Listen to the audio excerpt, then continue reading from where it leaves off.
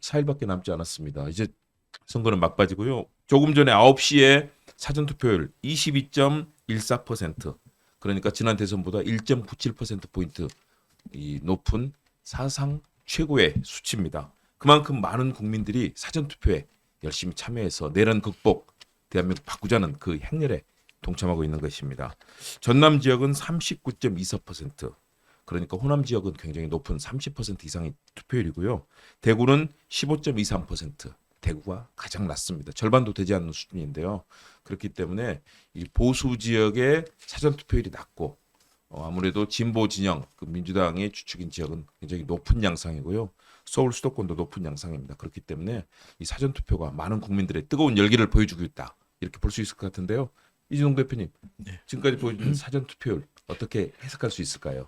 뭐 방금 뭐 얘기하신 그대로죠. 네, 그래서 비상계엄 이후에 비상계엄을 막아는 사람들이 시민들이고, 그리고 탄핵에 또 탄핵 과정에서 시민들이 또 뭉쳐서 그런 어떤 그 내란 종식에 힘을 모아줬기 때문에 그 빛의 혁명이라고 하지 않습니까? 힘을 그렇죠. 모아줬기 때문에 또 탄핵에 이룰 수 있었고, 그리고 지금 선거가 이제 12월 3일부터 생각해 보면 6월 3일까지 6개월간 아닙니까? 그렇죠. 6개월 동안에 정말 빛의 혁명이라고 하는데 빛의 속도로 달려온 겁니다.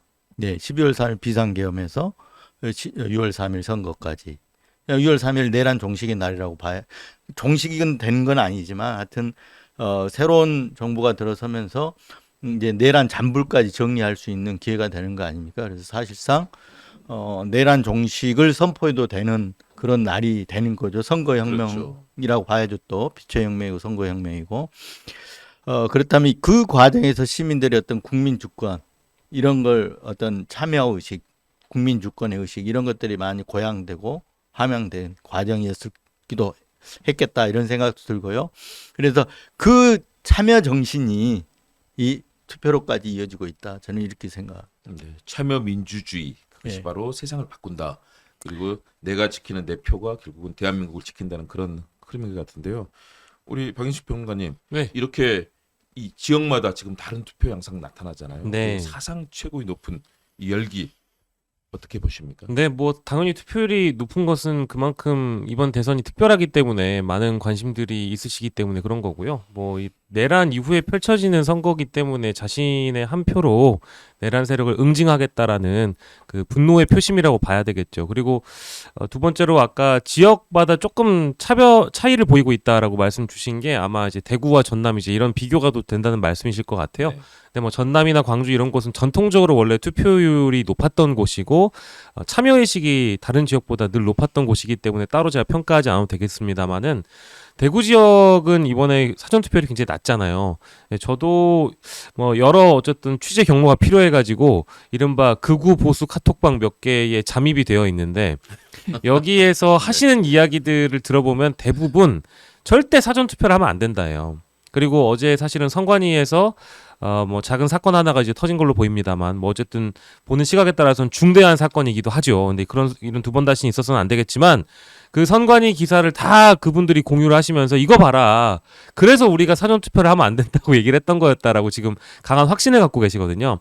네, 그런 보수 성향의 카톡방이나 보수 성향의 지지자분들에게 특별히 영향을 많이 받으시는 게 아마도 대구 경북 지역 유권자일 가능성이 그래도 다른 지역보다 높은 것 같아서 이 사전투표율이 현저히 낮은 이유는 아마도 그런 데에서 기인한 게 아닌가 이런 생각이 어제 들었고 결론적으로 어쨌든 이 사전투표율이 높아지는 것은 굉장히 좋은 일입니다. 역대 우리가 투표를 종합해보면 지난 대선이 77.1%였잖아요. 그렇죠. 종합해서 한 80%는 이번에 넘어갔으면 좋겠고 사전투표율도 역대가 약 37%가 최고인 걸로 알고 있는데 이번에는 한 40% 넘겨가지고 갔더니 우리 국민들의 주권을 보여줬으면 좋겠다 이렇게 생각합니다. 이 광주나 전남 지역이 지금 거의 40%대 아마 넘어섰을 겁니다. 지금 상황이면. 그러면 이렇게 높은 부분에 대해서 이 현지 분위기들은 이렇게 올라오더라고요. 5.18을 기억했고 그날 너무 무서웠던 그 계엄령과 내란에 대해서 호남 지역의 시민들이 여기에 대해서 내란 극복을 위해서 지금 투표장에 나서고 있는 거다. 이런 분석들이 많이 나오고 있던데요. 박인식 평론가님 어떻습니까? 이 호남 지역의 높은 투표율 그런 부분을 볼 수 있을까요? 저도 뭐 동일한 해설을 하고 싶습니다. 그러니까 즉 다른 지역은 몰라도 광주나 전남에 계신 분들은 실제 그 5.18을 겪으셨던 분들이기 때문에 이 국가로부터의 폭력 이것이 얼마나 우리의 일상을 위협하고 우리의 일상을 망가뜨리는 일인지 또 민주주의를 파괴하는 일인지에 대해서 누구보다 다 어떤 지역민들보다도 더 심각하게 받아들이고 있는 분들이기 때문에 이번 내란 이후의 조기 선거에 대해서 그런 의미를 부여하시기 때문에 더 많은 분들이 투표장에 달려 나가신다고 보고요. 또는 광주 분들뿐만 아니라 여러 지역민들께서 이 내란에 대한 심각성을 기억하고 계시겠습니다만은 하필이면 12월 3일에 벌어졌던 그 야심한 시각의 내란은 그때 당시에 여의도 주변 또 그리고 수도권에 계시던 분들이 오히려 더 피부로 와닿았던 분들이 많은 것 같고요. 지역에 계신 분들은 그냥 자고 일어났는데 일이 터져 있더라 이렇게 인식하시는 분들도 덜어 있더군요. 다만 광주 분들이라도 또 혹은 일부 다른 지역에 계신 유권자 분들이라도 그렇게 기억해 주셔서 투표장으로 달려가 주신다는 것만으로도 굉장히 감사한 일이고 우리가 12월 4일에 있었던 이 비상계엄 사태에 대해서도 역사적으로 분명히 단죄하고 정리할 시기가 찾아올 거니까요. 그런 의미를 부여해서 많은 분들이 투표해 주셨으면 좋겠고 거기에 한 말씀 더해서 한남동 관저 아까 얘기해 주신 거 수도세에 대한 부분은 저는 한남동 관저를 하나의 내란 박물관으로 만들었으면 좋겠습니다. 네. 이제 내란 특별법이나 뭐 내란 수사 지원 특별법 혹은 내란 종식 특별위원회 이런 것들이 분명히 이번 대선 이후에 마련될 거라고 저는 믿는데요. 거기에서 이제 특별히 하나의 정책으로 만들어 주셔야 될 것이 한남동 관저에서 대체 무슨 일이 벌어졌길래 이런 일이 벌어졌는가? 우리 국민들이 다 알아야 되잖아요. 그래서 현재 실제 수사기관에서 한남동 관저에 압수수색을 하러 들어가거나 그 실제 현장을 본 사람들만 윤건희 부부가 어떻게 지냈는지를 아는 것이라서 온 국민에 다 공개를 해야 된다고 봅니다. 얼마나 국민의 세금을 흥청망청 쓰면서 무슨 스크린 골프니 무슨 사우나니 이런 것들을 만들어냈는지는 우리가 평생 역사의 기억을 해둬야 되니까 내란 박물관으로 꼭 만들어 놓자. 그 제안을 드립니다. 아, 네. 좋은 역사를 잊지 말자는 징비록의 개념으로 얘기를 해주신 것 같습니다. 이런 이 호남 지역의 민심이 있는 반면 수도권에서는 그런 얘기들 언론들이 지금 르포를 많이 내고 있는데요. 일단은 두 가지 반응이 있는 것 같아요. 이 보수적인 시민들은 아무래도 이재명 후보의 사법 프레임 그리고 이재명 후보에 대해서 믿음이 가지 않는다 이런 얘기를 하시는 분들 계시고요. 반면에 계엄을 겪은 상황에서 어떻게 국민의힘을 지지하겠느냐 윤석열과 그 친윤 김문수 후보를 찍을 수 없다. 이런 분위기들이 뭐 교차하는 것 같아요. 두 후보에 대해서 뭔가 믿음이 안 간다. 그리고 이번 TV 토론을 봐도 정책은 보이지 않고 국가 운영이 잘 안 보였다. 이인동 대표님 이런 그 중간층의 민심 어떻게 판단하십니까? 이미 중도층의 민심은 거의 60%가 아니 그저 중도층의 민심 자체는 정권 교체에 가 있지 않습니까? 그렇죠. 예. 그래서 그건 이제 아까 수도권이라고 얘기하셨는데 저는 그 수도권도 하나 중도층의 민심에 굉장히 가깝게 나타날 거다 이렇게 예상을 하고 있습니다. 그래서 지금 생각보다는 그러니까 이재명 후보와 김문수 후보의 그 지지율 격차가 많이 줄었다고 하는데 오히려 실제 지금 사전 투표를 열기라든가 이런 거 본다 그러면 오히려 좀 격차가 벌어질 수 있겠다. 이런 예상을 하고 있습니다.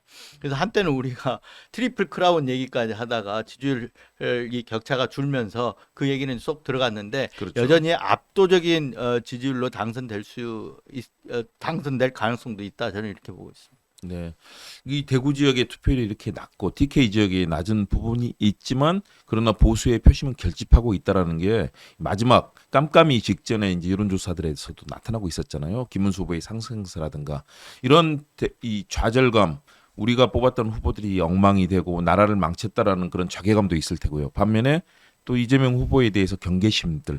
이런 부분이 지금 대구 지역이라든가 TK 지역에 사전투표로도 나타나고 있는 것 같은데요. 박인수 평론가님 어떻습니까? 네. 그런 부분들 반영이 되고 있을까요? 네, 분명히 반영되고 있다고 보고요. 대구 지역 분들 중에 뭐 절대 다수가 그렇다는 얘기는 아닙니다만은 저도 제가 대구를 기반으로 해서 활동하시는 많은 분들의 말씀을 들어보건데 이 민심 바뀌는 건 쉽지 않다라는 뭐 전통적인 그 보수 민심이라는 게 쉽게 바뀌지 않는다라는 말씀들을 많이 주셨고요. 다만 비율 자체가 늘어난 거는 맞습니다. 그 우리가 아무리 보수라고 하더라도 내란을 인정할 수는 없는 것이다. 윤석열이 벌인 행위가 사라지지 않는다라는 상식적인 유권자들도 많이 있기 때문에 이번에 여론조사에서 이재명 후보가 TK나 뭐 대구에서 30%를 넘느냐 아니냐가 사실 관건이었는데요. 이번만큼은 그래도 대구 지역 분들이 사전 투표율이 비록 낮다고 하더라도 본 투표에서 상식적인 투표를 좀 해주셔서 대한민국의 미래를 좀 바꿀 수 있는 그런 결정을 해주셨으면 좋겠다 이 말씀 드리고요. 두 번째로는 이도 저도 다 싫다라고 하시는 분들께 제가 꼭 말씀드리고 싶은 게 대부분 TV 토론 보고 그런 말씀을 많이 하시거든요. 언론에서 주로 많이 쓰는 표현이 네거티브 공방입니다. 그러니까 네거티브와 관련돼서 방어를 하는 쪽도 있고 공격을 하는 쪽도 있겠죠. 그 표현 자체가 틀리다는 얘기를 하는 게 아니고요. 전체 4명의 후보다 네거티브를 하는 것은 아니었습니다. 확실하게 얘기를 해줘야 되는데 김문수 그렇죠. 후보는 3번의 TV 토론에서 끊임없는 네거티브를 했어요. 주제와는 관계가 없는 이재명 후보의 과거 뭐 판결 내용이거나 기소 관련된 내용들을 포함해서 질문들을 많이 했고요. 그것은 뭐 실제 이미 재판이 끝나 있거나 기소가 돼서 재판이 진행 중인 사안임에도 불구하고 무죄 판결을 이미 하급심에서 받은 것조차도 끄집어내서 다시 한번 얘기를 했거든요. 전형적인 네거티브였고요. 이준석 후보와 관련된 얘기는 더 하지 않아도 그것이 진정한 네거티브였다는 걸 다들 아실 겁니다. 그러니까 방어를 했던 쪽은 권영국 후보나 이재명 후보가 주로 방어를 했기 때문에 이 네거티브를 꺼내든 쪽이 어느 쪽이었는지를 판단하신다면 이놈 저놈 다 똑같다라고 말씀하시기는 어려울 거라고 봐요. 근데 언론이 짜놓은 프레임에 말려 들어가지 않았으면 좋겠다 이런 말씀까지 드리겠습니다.